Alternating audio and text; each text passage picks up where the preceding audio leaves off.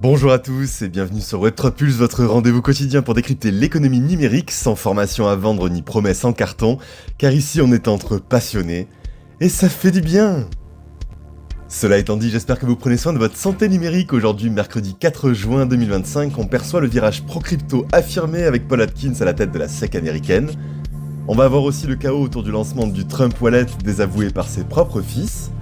Solana continue d'attirer l'attention avec Pump.Fun qui ambitionne de lever 1 milliard de dollars. Et Tether renforce sa stratégie d'expansion en misant sur la finance stable en Amérique latine.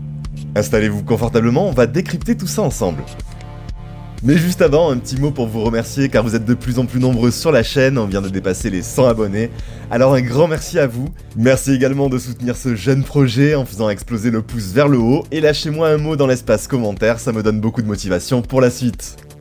Et on attaque tout de suite avec Paul Atkins, fraîchement nommé président à la Commission des valeurs mobilières des États-Unis. Il a déclaré devant le Sénat que la régulation par la négociation forcée s'est terminée.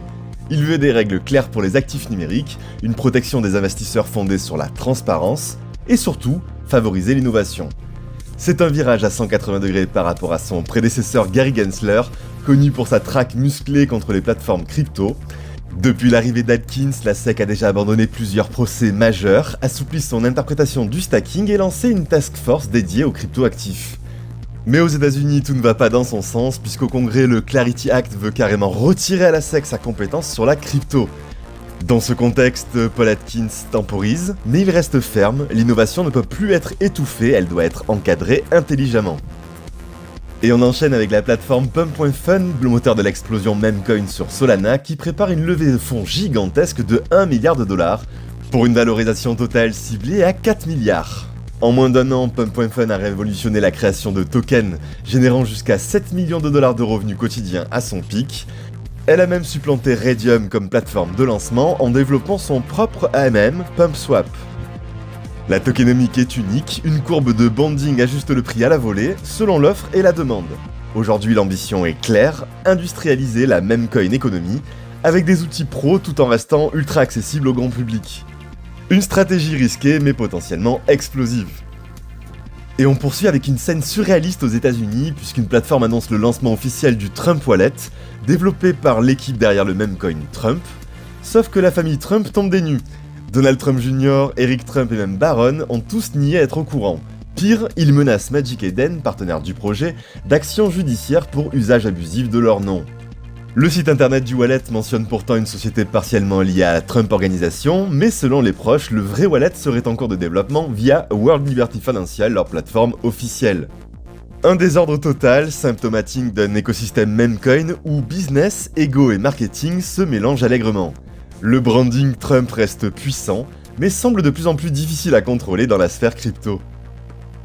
Et on enchaîne avec Tether qui n'est plus seulement le roi du stablecoin USDT puisque le géant vient d'investir dans OrionX, une plateforme crypto basée en Amérique latine, active au Chili, au Pérou, en Colombie et au Mexique. Objectif, moderniser l'infrastructure de paiement dans une région où les banques traditionnelles sont souvent défaillantes. Tether parie sur les transferts d'argent simplifiés, les services pro et l'accès facile à la crypto pour les non bancarisés. L'Amérique latine a vu transiter plus de 400 milliards de dollars en crypto entre 2023 et 2024, en majorité via des stablecoins.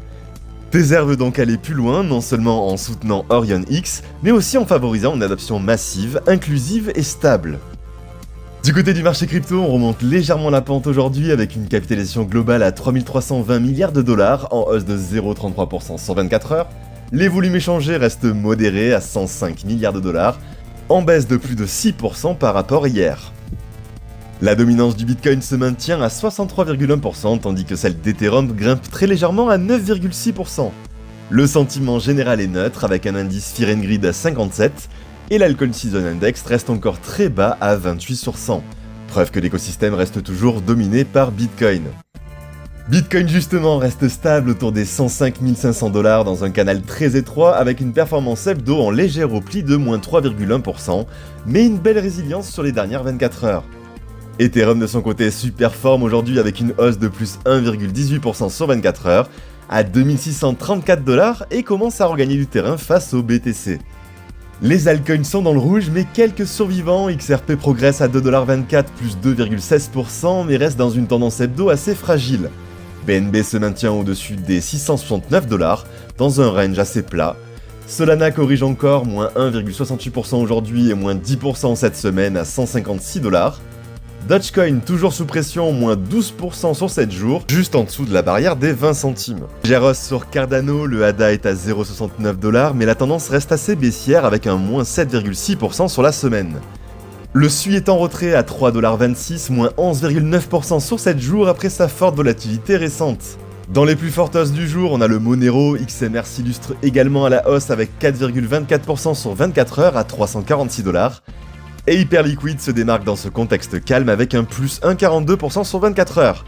Les plus fortes baisses hebdo, c'est le Shiba Inu qui chute de moins 8,43% sur la semaine, Polkadot plonge encore à 4,20$ de moins 7,39%, et Toncoin corrige après son pump récent mais reste en positif sur 7 jours avec plus 6,7%.